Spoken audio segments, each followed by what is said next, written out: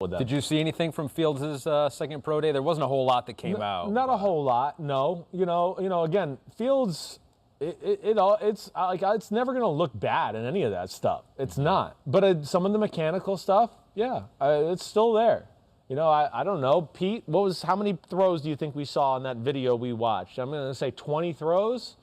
You know, again, you know my issue, of course, we talked about footwork and everything like that, but it's really more than anything sometimes, hey, when you're a quarterback, like we've talked about a little, you want to be able to turn that shoulder, create the opposites between the upper and lower body.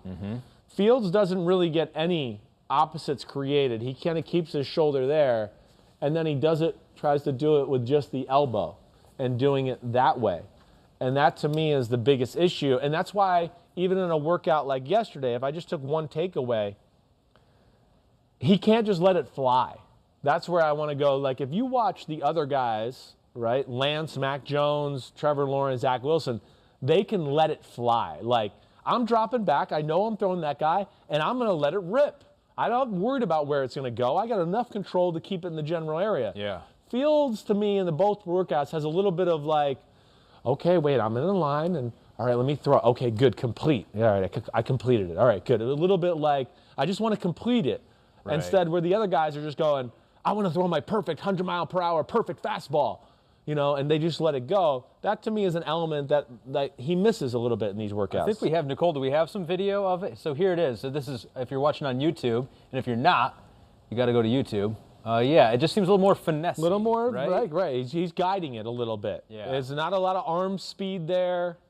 It's a little bit of like, yeah, I'm not quite sure where it's going to go, so I'm going to be careful with, you know, all my moving parts and things like that. Yeah, it is. You're right. So thank you. Yeah, I pointed out to a few people. Oh, and there's Shanahan. Oh, Shanahan's there. Pick confirmed.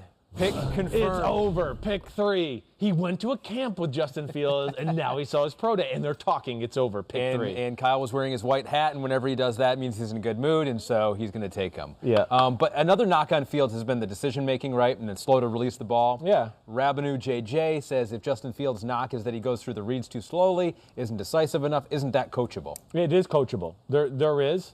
You know, those are – and in Justin Fields' defense, it's not the greatest offense in the world. You know, they because they are more talented, are simple at times. And I also sit there at times and go, I'm not sure exactly what he's reading or what this play is and how you're, I mean, so there is definitely some of that. Were there some long developing routes, too, where it's like it required him to hold the ball for a while? Yeah, there's definitely some of that. Or just plays where you go, like, really, this is the only option he can throw to here. He's not covered. What is he supposed to do? Yeah. So, yeah, I mean, listen, I take all that into account. You know, but that's one of those it's hard to project all the time, too. You know, there are enough plays of, like I said, where, you know, the inaccuracy thing, I'm not so sure how much you can coach that out of the guy. I'm not sure. You know, you're going to have to know the guy and have to work with him a little bit to see how quickly he can adapt and change. You know, and then that's the same with some of the decision-making, too. Again, yeah, you get to know the guy. Hey, he's smart, loves football, awesome. But you're still going to, in the back of your mind, go, wait, I saw some plays where, you know, like get off the first read, go to the second guy, get to the third guy. Or, hey, he got off the first read and the second guy's not open. Don't sit there on the second guy and now try to throw some crazy throw just to get it in there. Like, you know, there's stuff of that. So that's where he's tough to really, you know, pin down and quite figure out. Hi, I'm Mike Tirico, and thanks for watching. Make sure to hit subscribe for the latest news and highlights from NBC Sports.